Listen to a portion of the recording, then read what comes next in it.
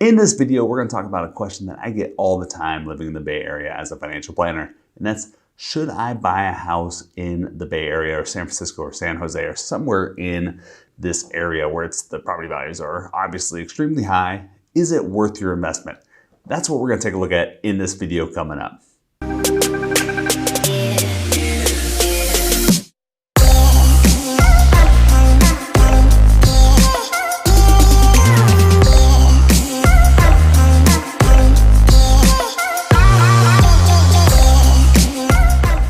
I'm Josh Bennett with Mr. Money Sense TV, the channel where we'll help you earn more, keep more, and grow more money. If you're new here, consider subscribing so you don't miss any future videos where we help you with lots of tips to grow your wealth. In this video, as promised, we're going to take a look at real estate in San Francisco and whether you should buy real estate in San Francisco. Whether that's a house, rental property, whatever the case may be, we're going to look at what that means to you as a potential buyer of real estate. If you're from the Bay Area, I'm sure you've heard people say, real estate never goes down in the Bay Area. Real estate never goes down in San Francisco, or it's the best investment possible. Well, I hate to be the bearer of bad news, but real estate does go down even in San Francisco. Realistically, every asset class through history has gone down at some point. San Francisco real estate is no exception to that. So we're going to look at some of the factors that determine, could that go down in the near future? Do we have a while? What's it going to be, basically? One of the pros going for real estate in San Francisco is the idea of supply and demand. So obviously in San Francisco, there's a lot of demand to be here. One, it's a beautiful location. There's a booming tech industry. So it's, ever since Silicon Valley was established, it's been kind of the quintessential place to go, especially if you're in tech or want to earn lots of money as a software engineer or create a billion-dollar unicorn startup, whatever the case may be. San Francisco has been a desirable place to live, whether that's from tech, venture capital, finance, even you have a lot of people that just are art lovers. And San Francisco is a wonderful place for arts and performing arts and literature throughout history. So there's a strong desire to be here. So that means from a supply and demand perspective, you have a lot of demand of people wanting to live here. And in the recent past, there's been more demand than there has been a supply of houses. So along with the supply and demand, frankly, San Francisco, and there's only so many places that you can build, and it's really hard for new builders to get permits to build, bigger houses, bigger, skyscrapers, or whatever the case may be.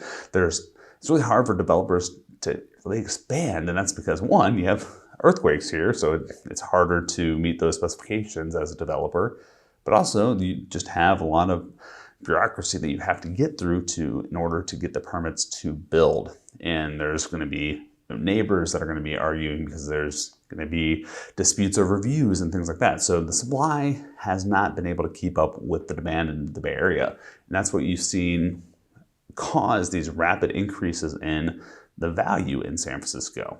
Recently, housing prices have increased 7.82%, bringing the median housing price to $1.1 million in the San Francisco Bay Area. That's $1.1 million as the middle-of-the-road house. And that's been an astronomical increase compared to the rest of the United States. And that's why we're starting to see a lot of worry in San Francisco about whether this is sustainable. And that's what we're going to talk about. So you have the supply and demand that's really keeping those housing prices up and have been increasing those housing prices in the recent past. But is that sustainable? I personally believe, no, it's not. Here's why. With a $1.1 million house price in San Francisco, that means you need a 20% down payment that equals over $200,000 just for a down payment. Many families cannot afford that, which means you might eventually get priced out if there's even if there's a large demand for houses in the Bay Area. Well, if the demand can't afford the houses that are available, eventually that demand is going to run out. And right now, the median income in San Francisco doesn't sustain those prices. Right now, the median income in San Francisco is $110,000. That's it. So the median household income, that means the whole household is bringing in only $110,000. So you have the middle of the road income is $110,000, and the middle of the road house price is $1.1 million. Those numbers don't add up. To me, that points to a unsustainable price level at this point in time. The next issue when it comes to demand for real estate in San Francisco is no matter how many people want to buy a place in San Francisco, it comes down to whether they're actually able to. So for example, you may have a person that really wants to live in San Francisco, but they may have restrictions either through the down payment, which we already mentioned, just $200,000+ as a starter home for a lot of people is just not doable.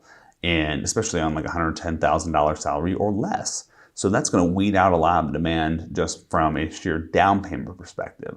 But then you have factors such as credit history and credit scores that could further lower the available buyers within that demand.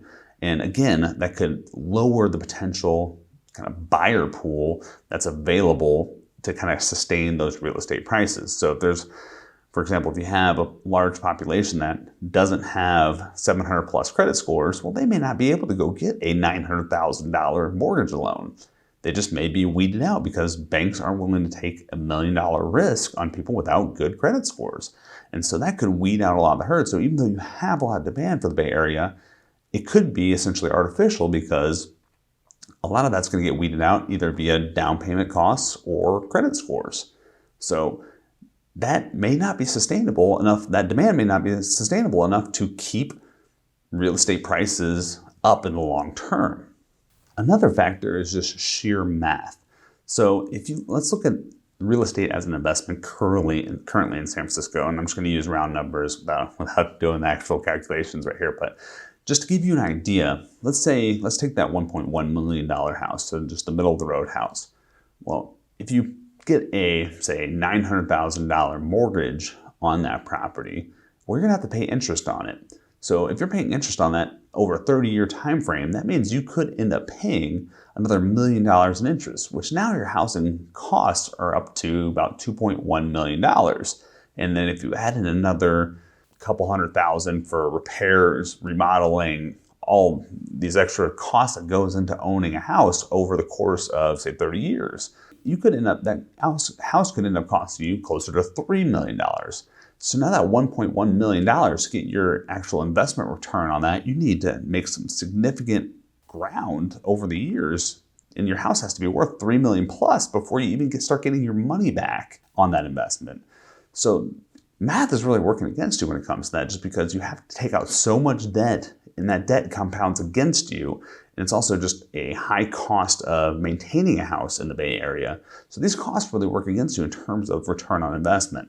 So that can, again, work against you when it comes to housing prices. As more people come to this realization that they're not getting a lot of the quick appreciation that they had in the past, you may lose some of that demand, and you might see some of these housing prices start to.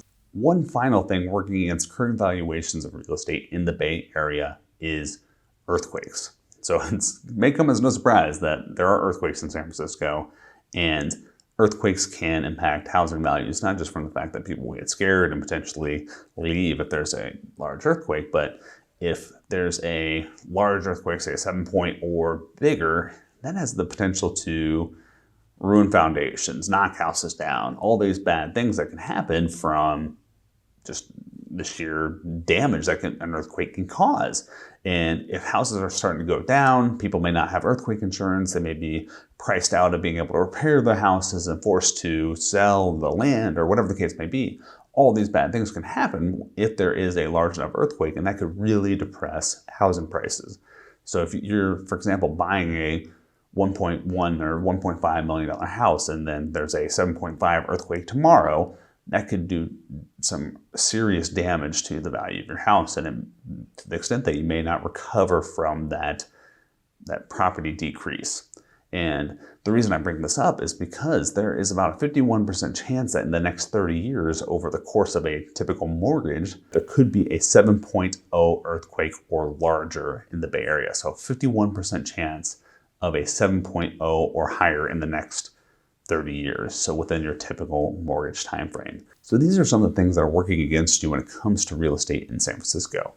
That being said, I have gone through a lot of doom and gloom in this conversation, but realistically, the Bay Area is a great place to live. There's a lot of things that are going for it. Beautiful scenery, beautiful weather, great job market, etc. So there are a lot of things going for it, but right now the valuations are really high.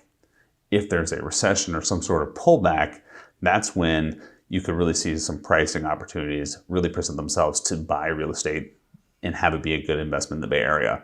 Right now, with valuations as high as they are, it may not make sense to buy a property right now. It may make more sense to store your cash, wait for a downturn in the market, and then take advantage of whatever that downturn is to get the best bang for your buck. Hope you found this useful. If you did, make sure you consider subscribing so that way you get notified of any future videos.